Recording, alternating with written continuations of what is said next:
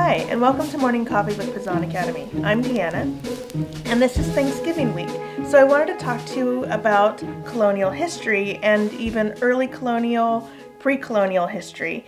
And I think a lot of people get the dates mixed up and who landed where and what was happening. So let's clear all that up and give you a little history lesson about the European discovery of the Americas. In 1492, Columbus sailed from Spain to find a better route to the East Indies, to India. And so when he sailed, he ended up landing in what we call the New World, which is North and South America and all the islands relating to it. And he never actually stepped foot on what we call America, the United States, this land.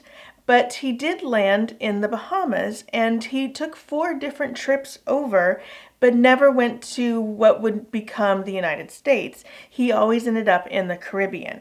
So that is the earliest European discovery of the New World. I'm going to focus mainly on the English settlements because Thanksgiving was established by the Pilgrims, an English colony. But I will mention some other colonies that started from some other nations. Now, the Spanish explored and they landed on Florida and they explored that area. The first English colony that was to be settled was almost 100 years after Columbus landed in the Bahamas. In 1585, Sir Walter Raleigh wanted to establish a colony in the New World, and so he sent 115 people over, and they landed on Roanoke Island off the coast of North Carolina. A little bit later that year, John White, who was the governor, set sail back to England to go get some supplies. But when he landed, he found his native country in a naval battle with Spain, and Queen Elizabeth needed all of the ships in order to fight this war. The English ended up winning. This is the famed Spanish Armada, and that's a whole other video, so we'll do that another time. But it took him 3 years to return, and when he returned, all of the colony was gone. There was no trace of them. No one knows what happened to this lost colony even today. There's some new research using DNA analysis trying to link modern peoples and look at their DNA to see if there's any sort of relationship to what these early settlers would have been, to maybe find out what happened.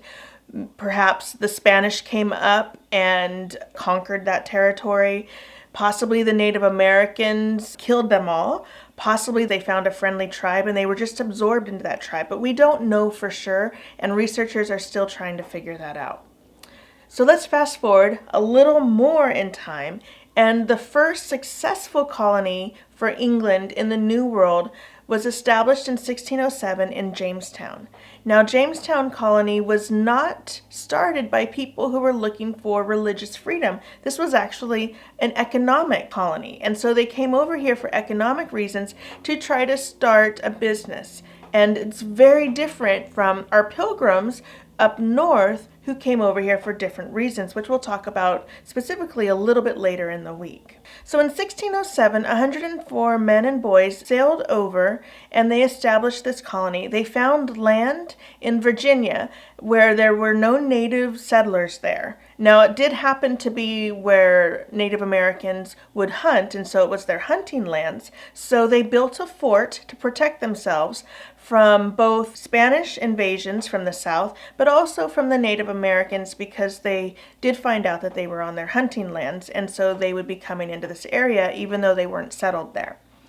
So the reason why they chose Jamestown is that they needed a place where they could moor their ships very close to the shore, so the waters were deep, but it also had water on 3 sides, so it was easily defensible. And that's really the reason why they settled in that particular area. Later, they find out that there's some really good land for growing what would become a very popular cash crop in the South, tobacco. Between 1607 and 1609, they lost quite a few of the settlers to disease. They were drinking water from this kind of slimy river, and so they would have had bacteria. There was also influenza, and so they died of that. In the winter between 1609 and 1610, 500 settlers were living in Jamestown. And after this winter, which was very harsh, and they were dying of starvation and disease, only 60 of them survived. They were waiting for supplies back from England.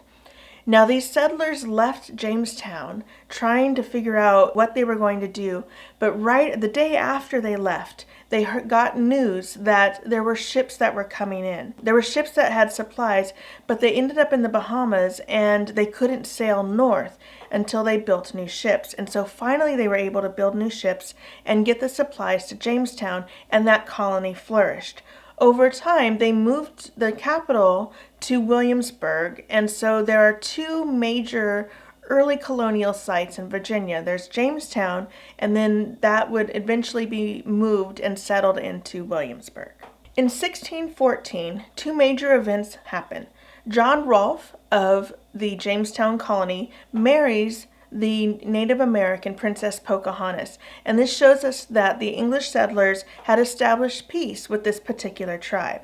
Also in 1614, up north, the Dutch settle what is to be New Amsterdam, and eventually the English will take that over, and that is what is now and continues to be New York. That's the origins of the early colonial period. We'll pick up with how we established the colonies up north in Massachusetts in tomorrow's video.